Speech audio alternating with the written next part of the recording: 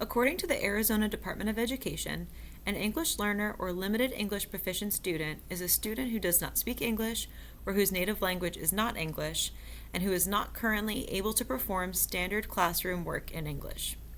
In Arizona, English language learner program eligibility is determined first by giving a home language survey where families can identify their home language.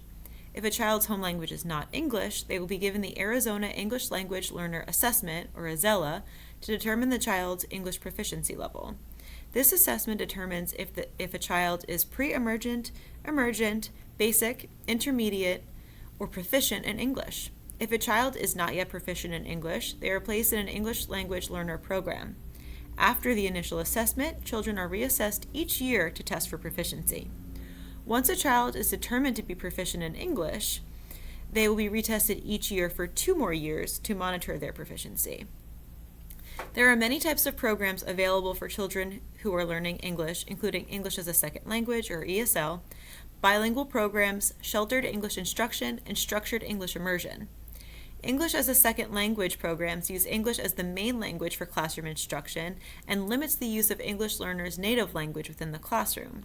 It focuses on skills such as listening, speaking, reading, writing, study skills, content vocabulary, and cultural orientation. Sheltered English instruction aims to make content instruction easier for English learners to understand by utilizing visual cues, hands-on activities, and the environment to teach vocabulary necessary to understand academic content. Structured English immersion programs are taught by educators who specialize in English language instruction, and these type of programs exist to teach English language skills with the intent for the child to succeed in English-only classrooms.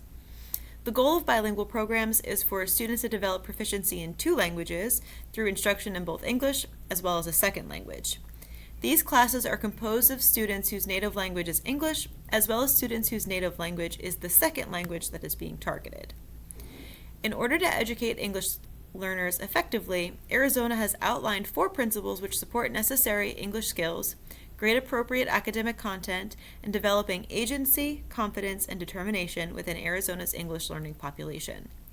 The approach states that each member of an educational institution plays an active part in the success of English language learners who attend school within Arizona. Self-directed learning and agency is an important aspect of these 4 principles, as well as English learning programs, because it enables students to establish different skills and dimensions within their academic learning, while also allowing students to develop social and emotional skills such as motivation and self-regulation.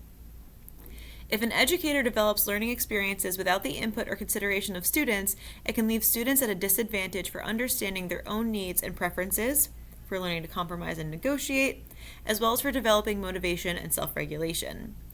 These standards are research-based and non-negotiable within Arizona's schools. The first principle of these approaches is asset-based behaviors and expectations. It is important to remember that speaking a second language is an asset, not a detriment, and each child's language and culture should be used to support learning. Each of these children bring unique information and language skills into their classroom, and educators should utilize each child's home language and culture by building on the information and language skills they already possess. The asset-based approach will model a growth mindset for students, as well as aid in building confidence in their own skills, knowledge, and a sense of self-efficacy and a belief in their own ability to achieve and be successful. The second principle is integrated instruction in disciplinary language and content. This principle demonstrates that educators should differentiate and scaffold based on each individual student's unique needs. Language and content should always be learned together rather than isolated in order to develop a sense of voice, confidence, and self-determination.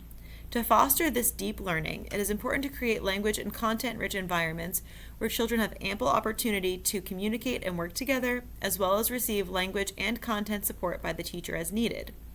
Modeling is especially important to help English language learners make connections in their new language. Targeted and explicit language instruction, the third principle, states that educators must also help English learners develop a sense of voice, confidence, and self-efficacy around their language use.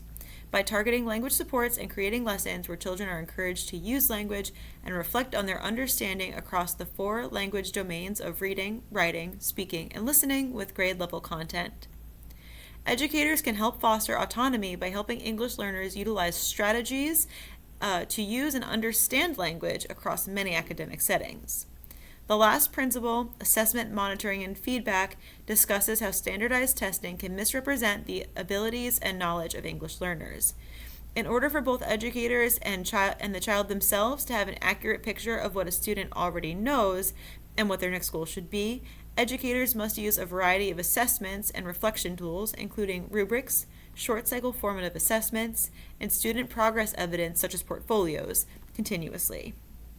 Students should be encouraged to self-reflect so that they can develop an awareness of their own strengths and needs, direct their own learning, and create their own goals.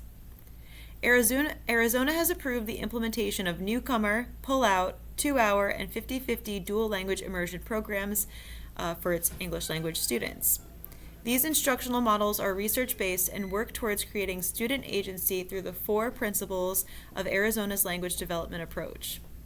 Each of these models is similar to how they meet the expectations in Principles 1, Asset-Based Behaviors and Expectations, by outlining high expectations for English language learners' academic achievement as well as social-emotional development.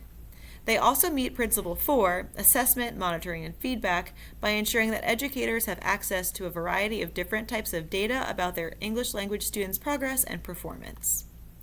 These 4 programs, however, differ on how they meet Principles 2 and 3.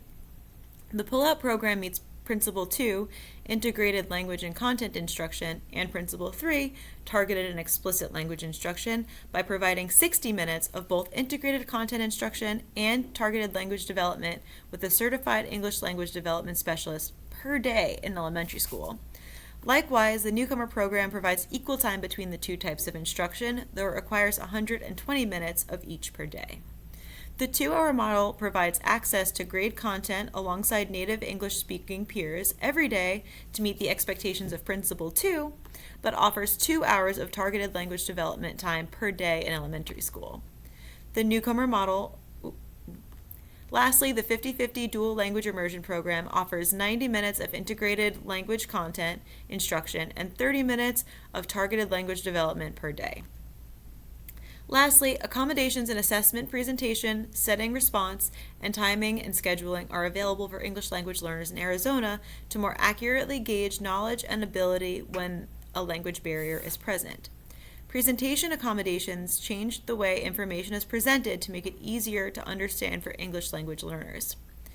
Presentation accommodations may take the form of adding in more hands-on materials, the usage of videos, or other visual aids such as graphics.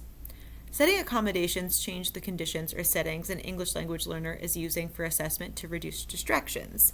Some English language learning students may benefit from working in smaller groups, different classrooms, or using noise-canceling headphones.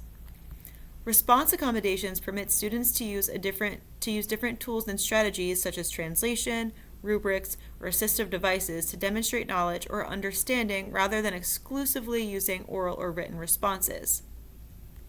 Timing and scheduling accommodations may provide additional time or more breaks for English language learners in order to manage the increased cognitive load and learning a new language coupled with challenging academic content.